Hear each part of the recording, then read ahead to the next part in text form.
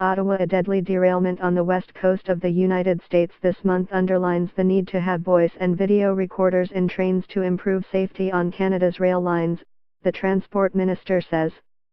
An Amtrak train derailed December 18 in DuPont, Washington, killing 3 people and injuring dozens of others when it hurtled off an overpass and onto the highway below on its first trip. Transport Minister Garneau wants to see the video recorders on that train put on locomotives running in Canada, and he's also open to adding them to airplanes as well. I support anything that will help us to improve safety and improve our understanding of any accident that occurs, Garneau said. There is, in my mind, still significant progress to be made with respect to rail safety, and the same applies to all modes of transportation. The more information we have, the more important it is. Legislation before the Senate would, if passed, require companies to install recorders in locomotives similar to a black box on an airplane that could be used in accident investigations to determine what went wrong. But Garneau is locked in a political battle with senators who want to make amendments or split the bill, known as C-49.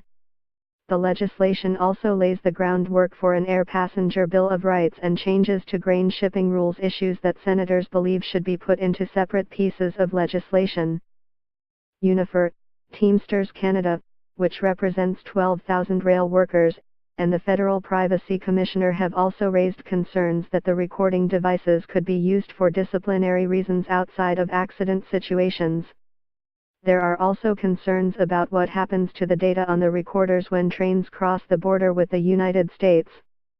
A regulatory process that could take up to a year once C-49 becomes law would set the rules about how the data is used, and set out punishments for violating the rules.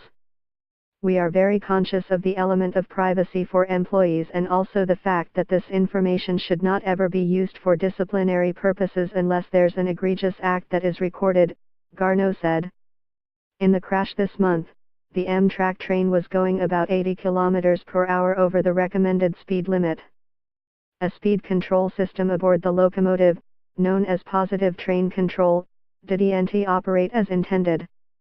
Nearly 100 people were forced off a Via Rail train this week near eastern Saskatchewan after mechanical problems, and Via Rail has now cited operational constraints in cancelling the Toronto-Vancouver train scheduled to depart on Tuesday.